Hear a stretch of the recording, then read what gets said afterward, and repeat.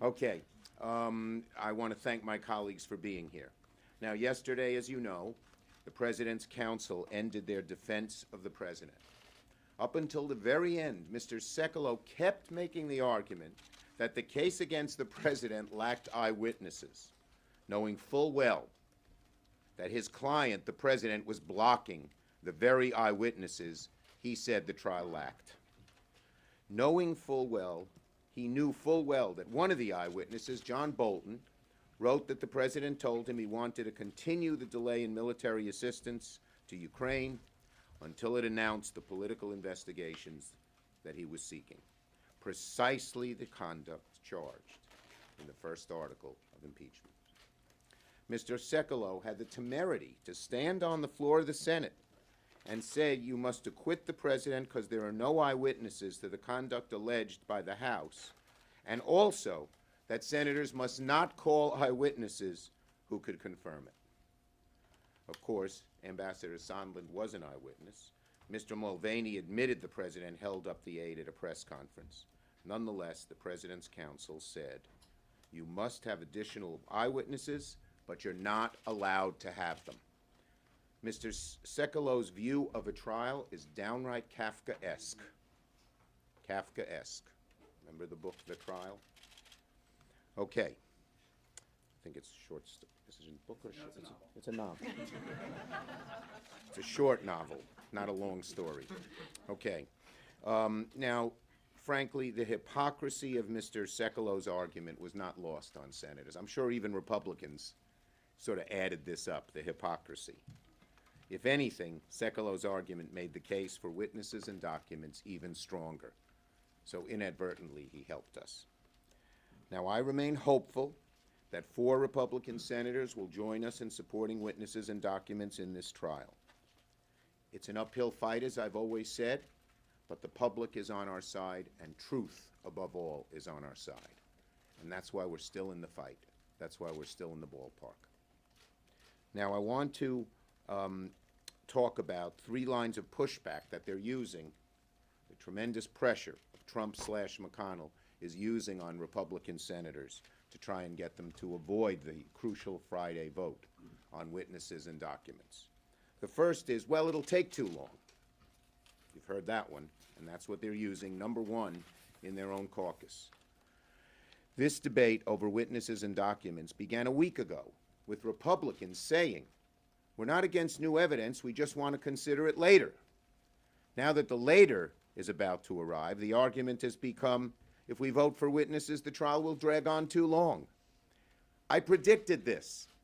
We said, you may remember this, a week and a half ago, they're going to say, let's wait, and then when we wait, they're going to say it took too long. We shouldn't have waited.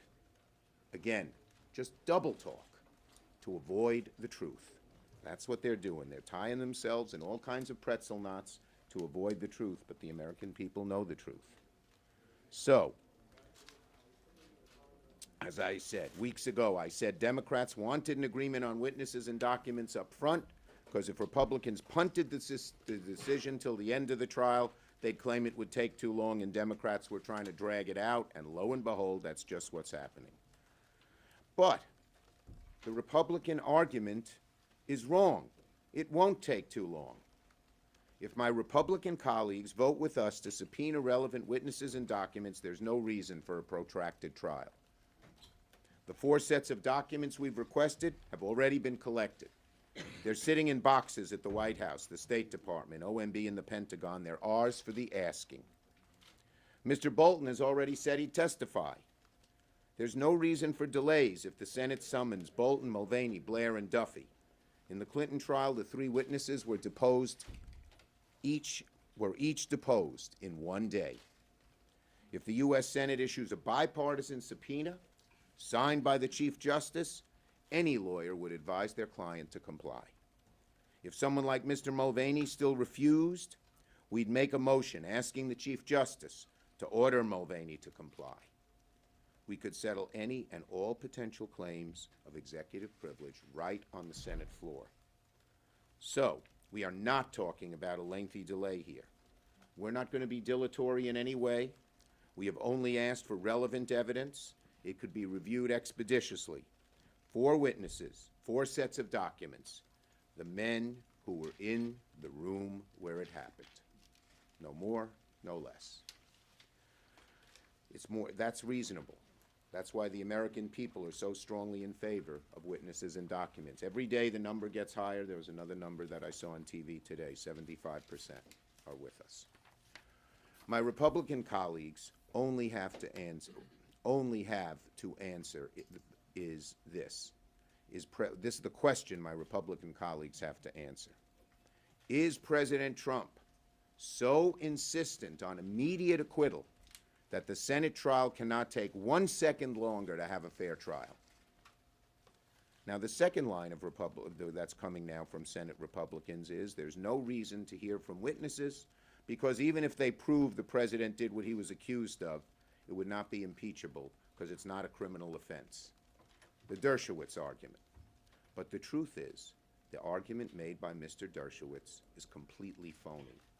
Just about every legal expert disagrees with him completely. It's been widely discredited, even by the Republican witness in the House trial, Mr. Turley. The criminal code was not written to be the only check on presidential misconduct.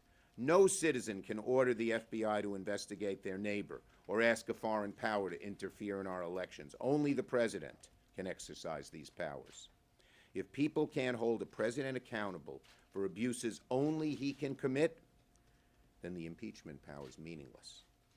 Bear in mind that folks like Attorney General Barr argue that the president cannot be indicted even if the president did commit a criminal offense.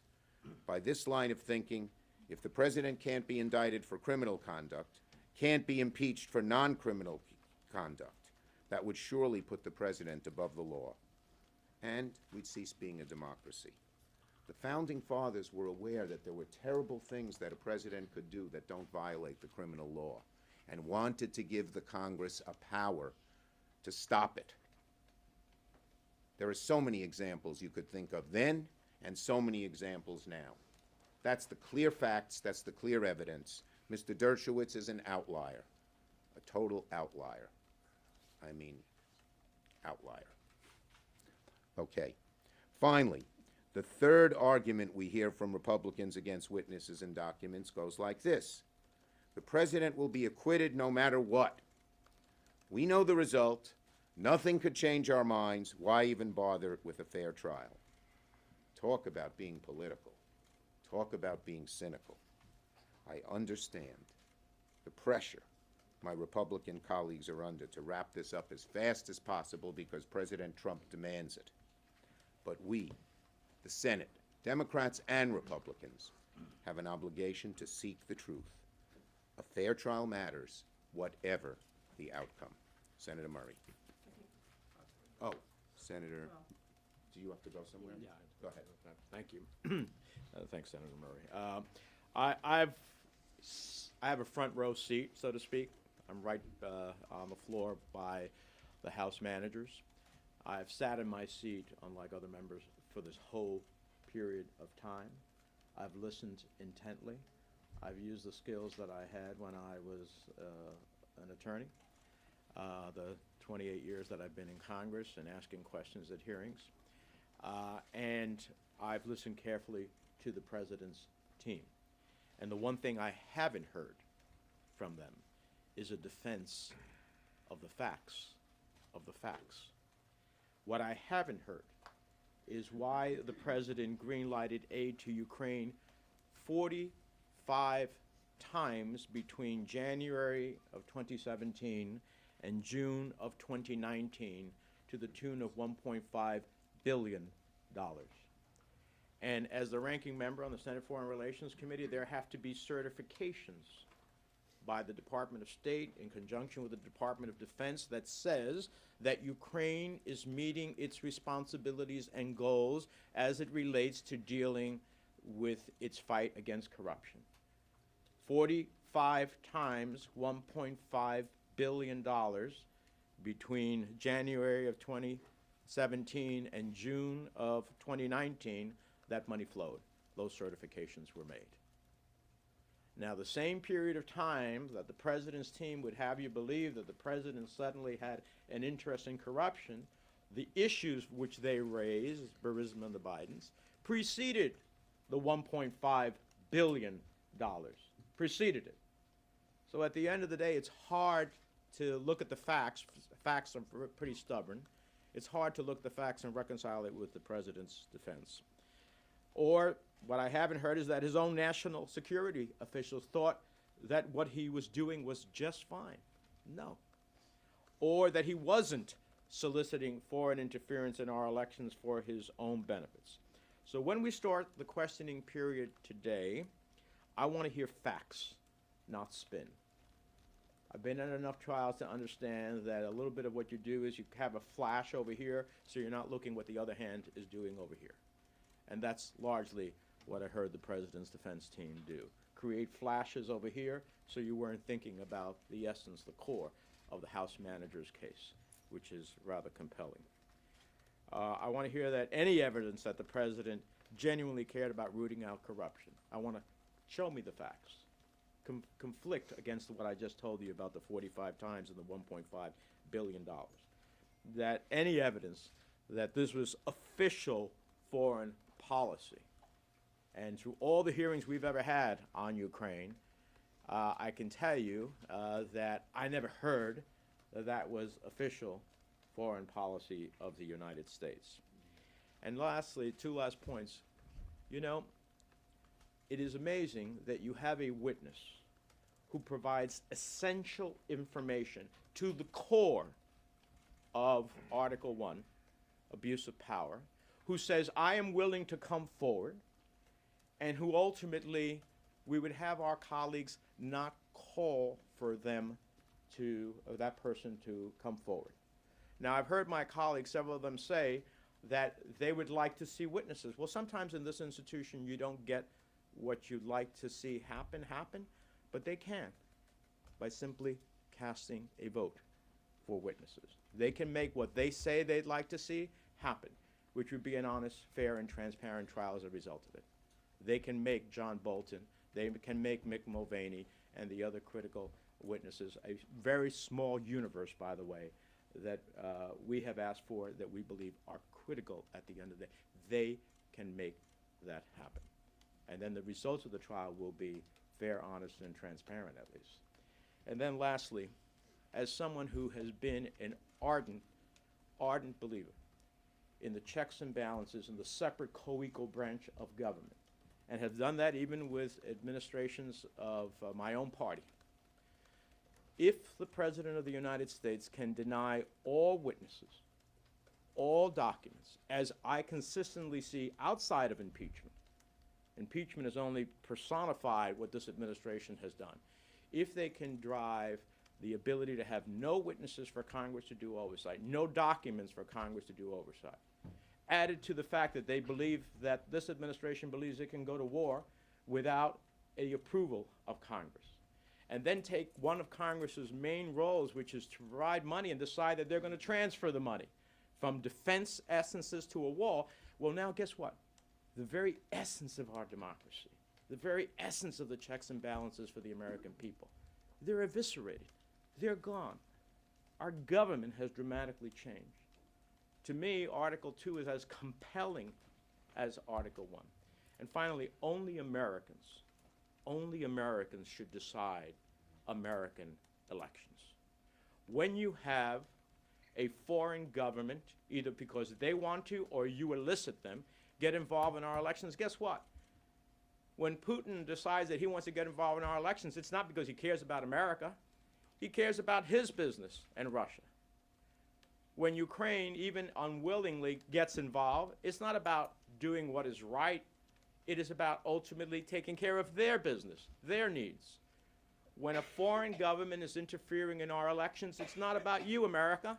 It's about them. Only Americans should decide American elections. Let me briefly, I understand some of the Spanish press is here, and I'm going to synthesize that. Tenemos un momento en este juicio donde es un imperativo de que actualmente haya testigos. Entre esos testigos es el embajador Bolton, el ex asesor de la seguridad nacional del presidente Trump. Un testigo que dice que quiere venir a testificar, que tiene información clave sobre el tema esencial y que actualmente la administración y algunos de nuestros colegas no queremos oír de ti. Bueno, si no queremos oír de ti es porque tienes que decir algo que va a perjudicar al presidente. Podemos inferir sin duda de que eso es un problema. Número 2, tenemos que ver por qué el presidente y la administración acordaron 45 veces durante casi 2 años 1.5 mil millones de dólares de asistencia a Ucrania, cuando actualmente tenía inquietudes de corrupción. No había ninguna inquietud de corrupción. Le diste 1.5 mil millones de dólares 45 veces en casi 2 años. Y por último, si el presidente de los Estados Unidos puede actualmente negarle al Congreso testigos, negarle documentos, pensar que puede declarar guerra en contra de otro país sin la aprobación del Congreso y también actualmente transferir el dinero que el Congreso otorga para un propósito, ya no tenemos una democracia. Lo que tenemos es una dictadura. Muchas gracias, senador. Senador Murray. Well, thank you. I think it's important to take a minute and step back and look at the pivotal moment that we are now in. House managers provided an ironclad case. It was thorough, it was driven by the facts, and it was very compelling. And it painted a very chilling picture of something our founding fathers deeply feared: a president who demanded taxpayer dollars be held from a critical ally until he persuaded that ally to interfere in our upcoming election to benefit his campaign, who put his interests ahead of Americans' interests, and then tried to cover it up by blocking Congress from conducting oversight of the executive. The president's defense had their opportunity to paint a different picture. Instead, they offered a debunked conspiracy theory, complaints about the House of Representatives process, which the president refused to engage in, and irrelevant lectures. In short, the president's defense only made it harder to see how this president's actions could be defended at all. Meanwhile, more information continued to come out, further implicating the president and making it all the more urgent that we hear not just from John Bolton, but from other key advisors to the president who are involved in his actions in Ukraine, and that Congress be able to review key materials the president's own aides prepared. Now, we all sat in the same room, Democrat and Republican. We heard the same presentations. And in a few days, we're going to vote on whether the Senate will continue to seek the truth or try to help the president hide it. We'll vote on whether the Senate will have a trial that considers key witnesses and documents, the trial, by the way, that Americans want and deserve, or whether we're going to have a cover-up. To those who are on the fence about voting for witnesses and documents, I'd like to offer a reminder that it's a question of when, not if, more information comes out about this president's actions, especially given what we already know. Wouldn't you like to know more if you could before you vote on this? Wouldn't you like to get to as close as truth to as possible, regardless of what it is? As senators, we typically like to know as much as we can before we cast a vote. I don't know why this should be any different, especially given how absolutely critical this decision is to our nation's security, to our autonomy, and to our future. Thank you. Thank you, Senator Murray. Senator Kane. Before there's a vote on conviction or acquittal, there's going to be a vote on whether this is a trial or a sham. That's what the vote's going to be likely on Friday. Is this a trial or is this a sham? For 17 years before I was in state politics, I tried cases. And I tried cases everywhere, from the traffic division of the Richmond General District Court, and I had cases in the U.S. Supreme Court and everywhere in between. I had trials that lasted an hour, and I had trials that lasted weeks. Not once in 17 years did I ever have a trial where there were not witnesses or documents. Not once. What I hope my colleagues will do is accord this trial on a subject so important the same level of gravity that you would get if you were in the traffic division of the Richmond General District Court. And of course, it's not just the lawyers who know this. Americans are often in courts, and Americans watch Law and Order or A Few Good Men or My Cousin Vinny or Judge Judy. Americans know what trials are, and they know what they're not. And if you don't allow documents and witnesses, it's not a trial. So that's a pretty important vote. Is it a trial or is it a sham? What is the consequence to the country if our colleagues vote that it should be a sham? Obviously, first, by not holding the president accountable, by not getting the documents that they've gathered, you're basically giving a green light to the president to do whatever the president wants. In this case, the evidence is that the president so wanted to hide the Ukraine scheme from Congress that they put the transcript in a secret server, and then they violated the Impeachment Control Act by not notifying Congress of the hold, and then they violated the Whistleblower Act by not timely sending to Congress evidence of the whistleblower. They wanted to hide it. And so the first consequence of a sham vote would be to say the president can do whatever the president wants. The second consequence is not about the president, it's about the Senate. It's about, it will send a message to the American public that you can't trust the Senate. The Senate said they would deliver impartial justice, and they didn't. But the last consequence, and this is an important one, and I go back to my time as a trial lawyer. There's a lot of people in this country who have real questions about whether our justice system delivers impartial justice. You see deep anxiety about that across this country. Does our justice system deliver impartial justice? Is it capable of delivering impartial justice? Or are there different systems? Is there a system for like regular everyday folks, and is there a different system for rich and powerful folks? A lot of people have deep, deep concerns about this. If they watch a trial in the United States Senate presided over by the Chief Justice of the United States Supreme Court, a trial regarding the behavior of the most powerful person in this country, and they come to believe, oh, there's a different standard for a rich and powerful person.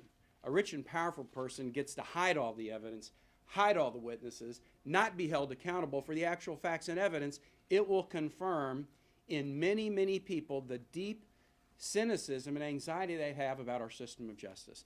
Let's stand for the proposition that we can still do justice in this country, and let's reject an effort to turn this solemn proceeding into a sham. Thank you for my colleagues for their eloquent statements. Senator Schumer, a member of your Democratic caucus, Joe Manchin, said today he believes Hunter Biden would be a relevant witness. What do you say to Senator Manchin? Look, our goal, we want witnesses' documents in the room where it happened, to quote the Hamilton play and actually Bolton's book. The four witnesses we have suggested are eyewitness to what happened. The documents are eyewitness. Hunter Biden is irrelevant and a distraction. But beside that, it's not up to Joe Manchin. It's not up to any of us. The Republicans could call Hunter Biden today. They have the votes. Trump and McConnell could call for Hunter Biden today. They don't want to. They know it would turn things into a circus. I don't even know if they'd have the votes in their own Republican caucus for it. And it's a terrible argument for the president. Here, the House managers have argued that the president was willing to risk our national security and risk the sanctity of our elections to go after Joe Biden and his son. Now they're saying we even want to risk the solemnity of a trial in the Senate on impeachment to go after Hunter Biden and his son. It's irrelevant, it's a distraction, it's running away from the truth, and it's up to the Republicans, and solely the Republicans, to do it. We're not for it. Yes. Lev Parnas is on Capitol Hill. He's actually in your office right now picking up his impeachment trial ticket. He seems to know quite a lot. Why don't you want to hear from him? Well, we're looking at the four witnesses that we've asked for. Those are the ones who were in the room when it happened. Lev Parnas wasn't in the room where it happened, and so that's why we've asked him. His lawyer called us up and asked for tickets, like many New York constituents, and we said you can get tickets. We give them out to the New Yorkers who've asked. I'm not sure Parnas would be allowed in because of the electronics around his ankle. Yes. Senator, Friday's vote, while lots of folks are talking about it as if it's a decision to call witnesses, it's only a vote to make it in order to Correct. debate and vote Correct. on other witnesses. is there maybe too much focus on this one vote? Because even if the Senate were to vote for, it to be in order to call witnesses, that doesn't mean anyone is going Okay. to get called after that. Look, that was a contrivance of Mitch McConnell and maybe some of his colleagues. We wanted witnesses immediately. That could have moved things along quickly. And they came up with this because they didn't have the votes to shut down witnesses and documents then, so they had this kick the can down the road theory.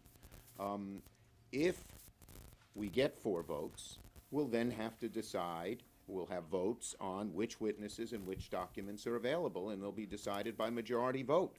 But the first step is to get 4 votes just to even allow this to happen, and we are working as hard as we can to see that that happens. Yes? Senator Schumer, is it time for a closed-door session in the old Senate room to deal with the issue of witnesses? Well, it doesn't, there's a provision in McConnell's resolution for what's called deliberations, which are closed, and they can be in the in the Senate chamber that we meet in, not the old Senate chamber.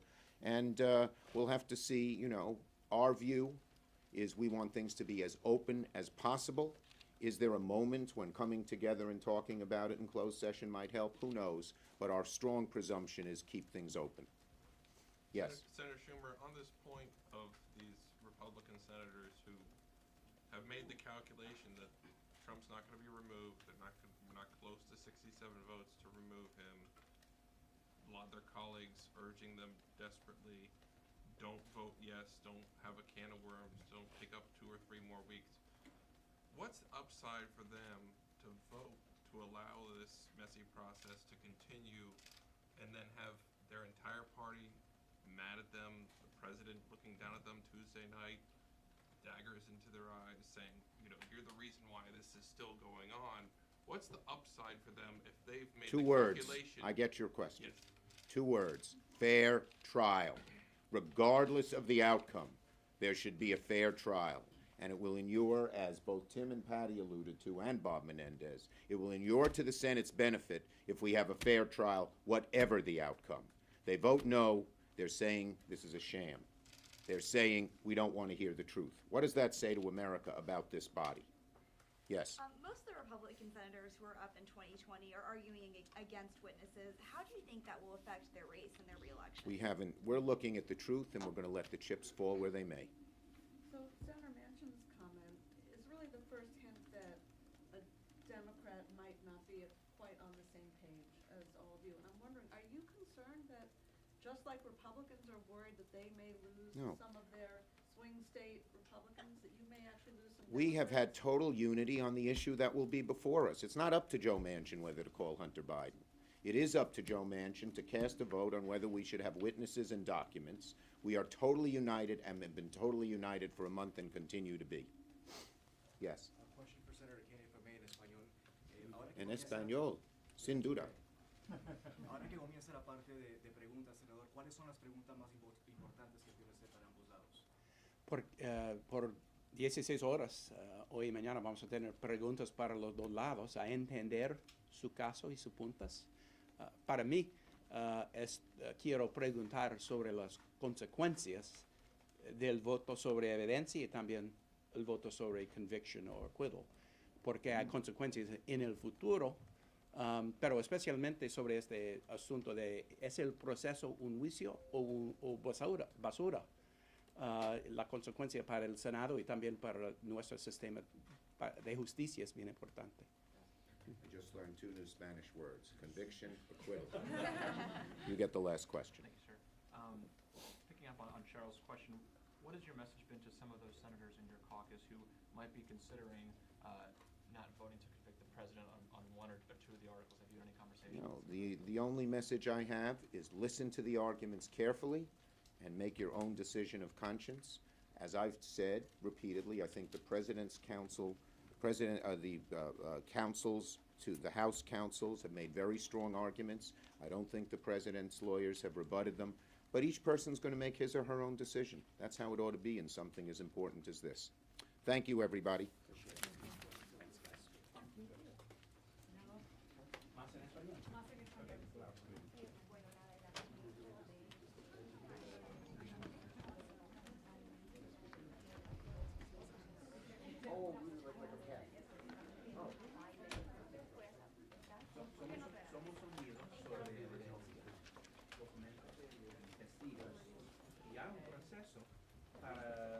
pensando sobre qué testigos, ¿verdad? El proceso es tener un motion. Y si hay 51 votos, vamos a tener